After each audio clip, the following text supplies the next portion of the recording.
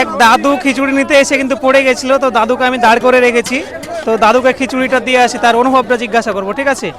দাদু খিচুড়ি খেলেন? না গো, খিচুড়ি পাননি? ফেলে দিলে হাত দিয়ে সব। কি খিচুড়ি নিয়েছিলেন, পড়ে গেছে তাই তো? হ্যাঁ। হ্যাঁ, হ্যাঁ, তো চলেন আমি নিয়ে দিচ্ছি খিচুড়ি। দেরি হয়ে যাবে, ওখানে লোক চলে যাবে। তো লোককে দাঁড়াতে বলেন। কি করে বলবো, আমার কাছে মোবাইল জামাও নষ্ট হয়ে গেছে খিচুড়ি, নষ্ট হয়ে যায়, পা খাম হয়ে গেছে। পা খাম হয়ে গেছে, ঠিক আছে? দাদু ওখানে ভিড়ের মাঝে হয়তো যেতে পারেনি, তো চলেন আমি নিয়ে দিচ্ছি, আসেন। চলে চলে চলে। তো দাদু দেখো, জুম্মার নামাজ পড়া হয়েছে তো? হ্যাঁ, জুম্মার নামাজ পড়ার পর খিচুড়ি নিতে গিয়ে কিন্তু দাদু পড়ে গেছিল, যেহেতু বুড়ো মানুষ। তো ঠিক আছে, আমি নিয়ে এসে দিই। হ্যাঁ, আচ্ছা ওখানে দাঁড়ান।